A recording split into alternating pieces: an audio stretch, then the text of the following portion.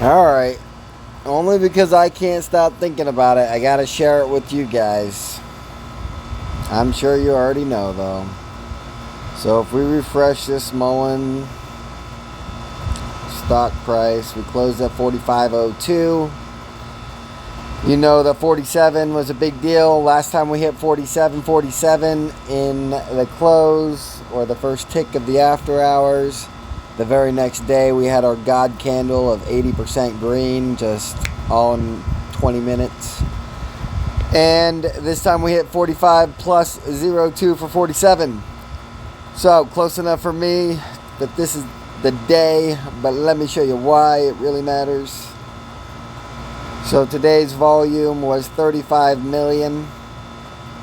If we go down, you got to go all the way to June 5th. June 5th. All the way to here in order to see the last time our volume traded this low. Oh, but Marcus, I thought low volume was a really bad thing.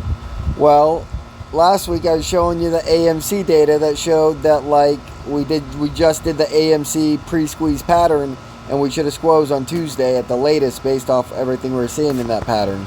Whether, like, the volume said 3 days before that, the number of days said the day before that, and then the weekend break said on Tuesday. But we got a little mini 15% bump, and then it closes at 5%, and then we closed down almost back to where we started.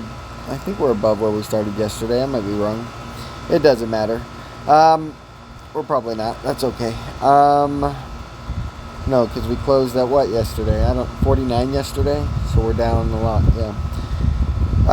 But what's important is the biggest squeeze anyone's got on record for an option chain retail stock is GME.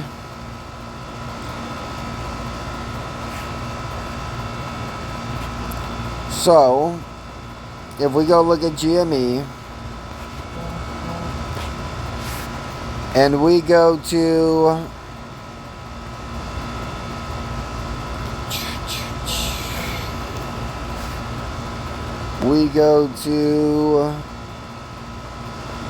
the date, and we go all the way back to January 1st. Nope, we got to go back further. We'll do... That works. Why did you not go?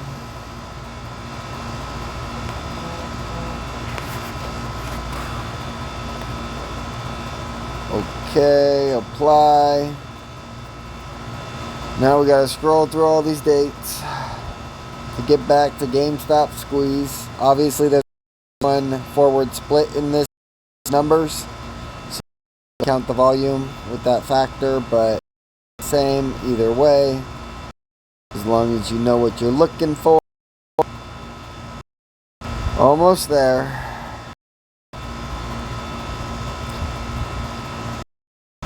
Alrighty.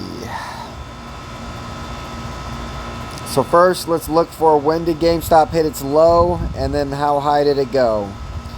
So it would appear just at first glance, the lowest close was going to be 431.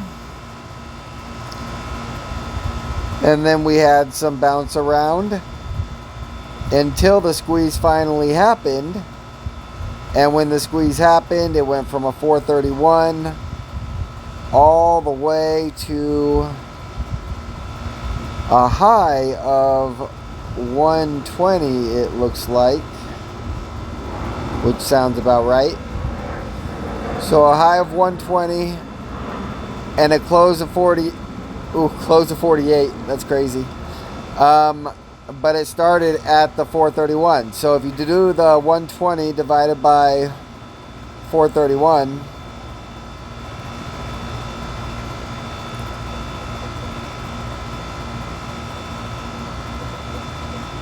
wait, what am I doing? 120 divided by 431. There we go. We get 27 times the value. So if you just took MULN right now and you times it by 27, like $12. If you're not holding to at least $12, we know MULN's so much better than GameStop. But if you're not holding to at least $12, you're a bitch. But now, what's the important thing? When did it really start squeezing? And if we look, so we broke $5 here, but it was still $4.99 here. So we wouldn't consider that squeezing yet. But when it goes from $4.99 to a close of $7.85, and it breaks $5 and $6 into $7 and almost $8, and the volume goes from 28 million to 578 million, that tells you everything you need to know about when the squeeze started. Like, nobody was upset they didn't buy at $4.31 if they bought at $4.99, right? Okay, well, let's go look at this 28 million. So, besides the days that precluded it originally, because the AMC thing kind of debunks this version of it, but let's go look at when the volume picked up and how long it was above 28 million. So here you have one that's above 23, that's at 23 million. So you had one day so far. Here's another one. But the volume, you're still having 127 million volume days, like still massive volume throughout this GameStop building process where retail begins to own the entire company. And then you have like a day that just crushes below that volume that we saw as a low and we're averaging as a low before the GameStop squeeze.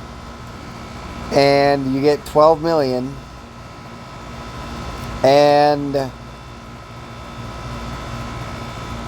this is November 18th. So if we go back to the day before the squeeze started,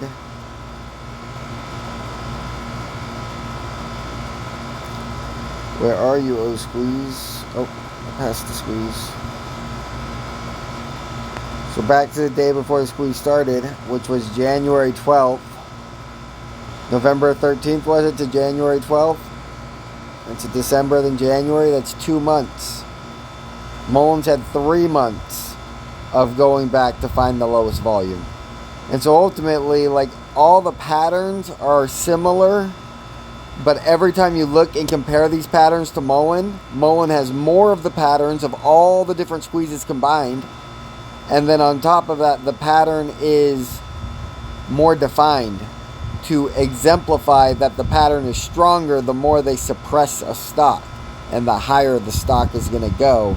And the larger amount of times the squeeze is going to be greater than the previous squeezes. Because remember, the AMC squeeze, like from the time that it was really squeezing and they had to let it go up, like that was a 600% gain. And it's because we started at a $5 billion market cap. GameStop started at a hundreds of millions dollar market cap.